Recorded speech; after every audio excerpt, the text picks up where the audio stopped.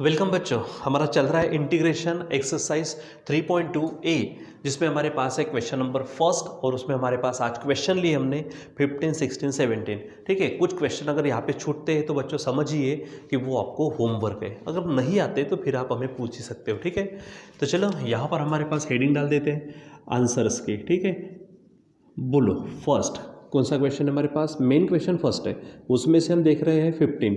तो सबसे पहले लेट हम ले लेते हैं आई इज इक्वल टू इंटीग्रेशन, क्या दिया उन्होंने, 2 sin x into cos x upon नीचे में है 3 cos square x plus 4 sine square x और यहाँ dx।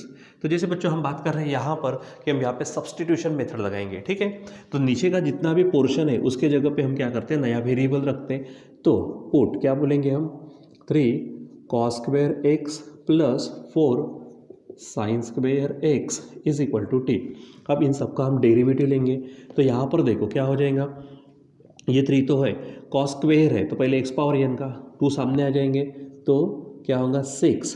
ठीक है, 6 cos x into derivative of cos x, तो डेरिवेटिव ऑफ cos x क्या है, माइनस साइन x। ठीक है, अब देखो क्या कहा मैंने, ये 3 बाहर हो गए, cos स्क्वेयर है तो पहले cos स्क्वेयर है x पावर 2 x स्क्वेयर का, तो x स्क्वेयर का क्या होता है 2x होता है, तो 2 यहाँ सामने आ गए तो 3 2 6 होंगे और x के जगह पे cos है, तो x के जगह पे cos है तो cos का फिर से डेरिवेटिव यानी वो बनेगा माइनस साइन एक्स। ठीक है, उसी प्रकार यहाँ प्लस ये 2 सामने आ जाएंगे यानी क्या होगा 8 साइन एक्स और साइन एक्स का डेरिवेटिव बच्चों होगा cos x। ठीक है, इज इक्वल टू यहाँ पर, अच्छा यहाँ थोड़ा सा हमने जो बताया था कि इधर में dx चिपका देना है और उधर में t के जगह पे dt लेना है। और क्यों, तो हमने स्टार्टिंग के दिन में सबसे पहले दिन में जब ये मेथड की शुरुआत की थी तो वहाँ पे हमने देखा था। ठीक, अब यहाँ पर चेक करो, ये 8 साइन एक्स कॉस एक्स है और यहाँ बराबर चेक करो, ये माइनस आ जाएगा सामने 6, ये साइन एक्स कॉस एक्स यानी 8 साइन एक्स कॉस एक्स में से 6 साइन एक्स कॉस एक्स चले जाएंगे तो हमारे पास बचेगा 2 sine x into cos x और साथ में हमारे पास है dx is equal to dt। अब आप यहाँ पे ऊपर में चेक करो, ये 2 साइन एक्स कॉस एक्स साथ में dx, इसके जगह पे क्या रख सकते हैं हम dt, और नीचे जो भी होगा उसके जगह पे t, मतलब हमारे पास जो i है, i क्या आएगा फिर से 2 sine x cos x dx is equal to क्या होगा dt। ठीक है, और यहाँ पर इसके जगह पे हम रखेंगे t, जिसको हम इस तरह से लिख पाएंगे 1/t dt। और आपको मालूम है 1/t का इंटीग्रेशन क्या है, log मॉड में t लेना। ठीक है, और प्लस c।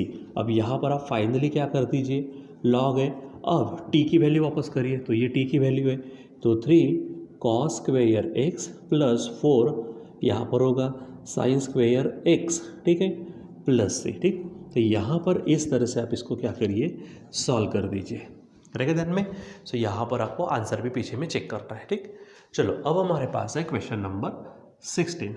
लेट क्या कहता है question 16, I is equal to integration क्या है 1/√x plus root of x cube है dx।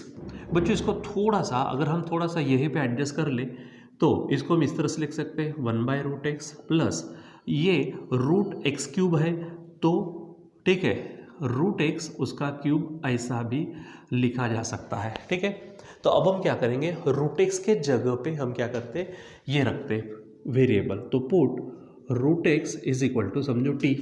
अब root x is equal to t है, सो स्क्वेयर रूट गया रे गया तो स्क्वेयर आया रे आया, तो x इज इक्वल टू क्या हो जाएगा यहाँ पर टी स्क्वेयर। अब इधर में क्या करो आप डेरिवेटिव ले लो, तो x का डेरिवेटिव वैसे तो 1 होगा लेकिन यहाँ पर हमको 1 के साथ में क्या लेना पड़ेगा dx, मैंने कहा था आपसे। ठीक है, और इधर में डेरिवेटिव तो टी स्क्वेयर का डेरिवेटिव 2t और साथ में लगाना है dt।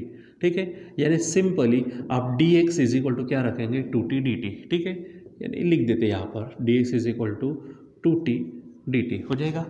और रही बात क्या, रूट एक्स के जगह पे हम रखेंगे t, देखो तो यहाँ पर हो जाएगा so I is equal to integration of, देखो ये 1 है ऊपर में, ठीक है 1 dx है, वैसे तो आपने ये वहाँ पे ऊपर में लिया होता तो एक्स स्टेप वैसे भी हमारी बच जाती, कोई आवश्यकता नहीं इसको लेने की। ठीक, देखो यहाँ पर हमारे पास है I is equal to integration 1 dx, 1 dx के जगह पे क्या होगा 2t dt। ठीक है, ये अच्छा नीचे देखो रूट एक्स है, तो रूट एक्स की जगह पे टी प्लस ये फिर से रूट एक्स है, तो रूट एक्स की जगह पे फिर से टी, लेकिन अब वहाँ पे क्यूब होगा। ठीक, अब इसको थोड़ा सा एडजस्ट करते, तो इंटीग्रेशन, ठीक है, टू टी अपॉन, यहाँ से टी को कॉमन निकाल दो, तो यहाँ बचेगा 1 प्लस टी बाहर गया तो टी स्क्वायर, और यहाँ पर हो जाएगा डी टी।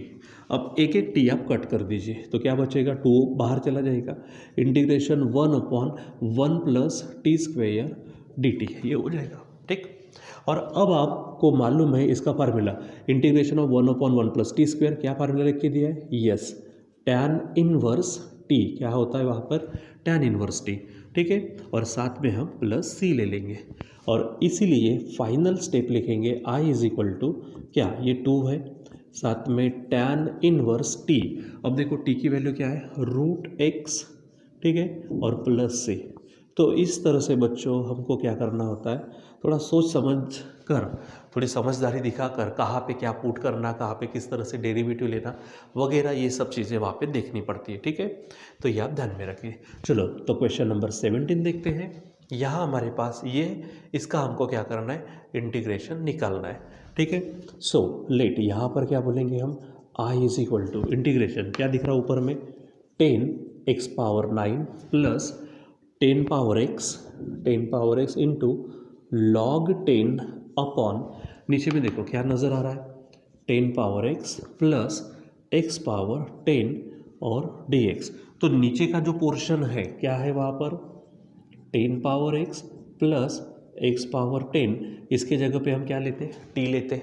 चलो पहले इसका डेरिवेटिव करो, 10 पावर x का मतलब क्या है, a पावर x का डेरिवेटिव क्या है, a power x into log a है, तो a के जगह पे 10 है, तो फार्मूला क्या होगा, a पावर x मतलब 10 power x into log a, तो लॉग a का मतलब क्या है, लॉग 10, ठीक है, प्लस x पावर 10 मतलब x पावर n का फार्मूला, क्या फार्मूला, यन x पावर n माइनस 1, यानी पावर को सामने लाओ और x से कम करो, तो 10 में से 1 चला जाएगा तो 9, और इन सब के साथ में लेना है आपको dx is equal to t के जगह पे dt। ठीक है, तो बच्चों यहाँ पर ये चीज़ होने वाली है। अब आगे में अगर हम बढ़ते जरा सा, तो देखो यहाँ पर ये थोड़ा देखो, 10 पावर x लॉग 10, देखो है 10 पावर x लॉग 10 और 10x पावर 9, 10x पावर 9, ये पूरा साथ में चिपका है dx, तो ऊपर का जितना भी पोर्शन आगे पीछे प्लस में चल जाता। ठीक है, सो यहाँ पर इन सब की जगह पे हम क्या करेंगे, dt रखेंगे, और रही बात ये नीचे, तो नीचे 10 power x plus x power 10 है, उसके जगह पे हम t रखेंगे, यानी यहाँ पर हमारे पास i इज इक्वल टू क्या होगा, so we write here i is equal to integration, ठीक है, इसके जगह पे dt, ठीक है, और नीचे के जगह पे t, जिसको हम लिख पाएंगे 1/t dt, और 1/t का इंटीग्रेशन आपको मालूम है क्या है, log mod of t plus c, और t की वैल्यू वापस करो, so i is equal to log of mod t, तो t के जगह पे क्या, ये यहाँ पर होगा 10 power x plus x power 10 और प्लस c। तो बच्चों इस प्रकार से हमें जो क्वेश्चन दिया गया है उस क्वेश्चन का आंसर बराबर अच्छी सूझबूझ के साथ में सॉल्व करना होता है। ठीक है, निकालना होता है आंसर, प्रॉब्लम को सॉल्व करना होता है। तो बच्चों ये हमारे पास में कुछ प्रॉब्लम्स है। अब जैसे कि हमेशा कहता हूँ, आज भी कहूँगा कि आपको क्या करना है, इसके जैसे प्रॉब्लम्स जो भी है वो आपको खुद इस एक्सरसाइज में, फिर सॉल्व एग्जाम्पल में, और फिर मिसलेनियस में देखना है। ठीक है, जहाँ पे मिक्स में क्वेश्चंस होते हैं, लेकिन जो हमारा दो तीन प्रॉब्लम देखते तो थोड़े से नए टाइप में आ जाते हैं। अब उसके जैसे आप प्रॉब्लम घर पे करते रहिए। देखो बच्चों यहाँ पर क्या हुआ, थोड़ा सा कुछ 1-2 विद्यार्थियों का जो यानी मैंने लास्ट टाइम में फीडबैक लिया था आपसे। ठीक है, तो कुछ लोगों ने उसी समय में फीडबैक दिया था। ठीक है, और बहुत ही अच्छा पॉजिटिव फीडबैक भी था, और एक हाथ दो थोड़ा सा जो सजेशंस थे, प्रॉब्लम्स थे, तो हमने कोशिश की कि उसको भी सॉल्व करने की। लेकिन इतने में 1-2 बच्चे के और भी सजेशन या फिर फीडबैक बोलो, या फिर थोड़ा सा प्रॉब्लम बोल सकते हैं कि सर आपने ऐसा करना चाहिए, आपने ये नहीं किया। ठीक है, सो उसके संबंध में थोड़ी सी 2 मिनट की चर्चा कर लेंगे। ठीक है, तो जैसे बच्चों सबसे पहले तो ये चर्चा करेंगे कि लास्ट टाइम में हमने कहा था कि हम 19 से पेपर की अरेंजमेंट करने वाले, उसके बाद में हम 10-12 दिनों के बाद यानी 1 दिसंबर से क्लासेस की, और वैसे भी लास्ट की कल की ही आप न्यूज़ अगर देखेंगे तो आपको मालूम है कि हमारे न्यूज़ में क्लियरली कहा गया है कि 23 नवंबर से स्कूल कॉलेजेस शुरू होने जा रहे हैं। ठीक है, अब फिर भी थोड़ा सा राह देखनी पड़ेंगी हमको। ठीक है, लेकिन प्रैक्टिकली और पॉसिबली पूरा तय है कि दीपावली के बाद में 23 से चालू करने के पूरे चांसेस है। इसी के हिसाब से हमने 19 से पेपर की अरेंजमेंट की है, तो आप इजीली उसको दे सकते हैं, बस उसकी प्रैक्टिस करते रहना है। ठीक है, दूसरी बात बच्चों, आपको उसके बाद में फिर पढ़ाई का रहेगा, यानी पढ़ने का रहेगा। ठीक है, तो यहाँ पर वो चीज़ें भी पॉसिबल होने वाली है। ठीक है, फिर उसके बाद में कुछ जैसे इसमें से कुछ थेरम्स है या फिर लास्ट चैप्टर्स के जो कुछ थेरम्स है वो शायद ऐसा लगता है कि हमारे रुके हुए या फिर हम लेने वाले नहीं है, ये पार्ट नहीं, हम उसको लेने वाले हैं। ठीक है, बस क्या होता है कि कुछ चीज़ें वैसे भी तो यहाँ पर हम पूरी कोशिश करें कि आपको वो समझे, लेकिन हम और तुमको पूरा मालूम है कि जो 100% क्लास में होता है उतना 100% यहाँ पर नहीं होता।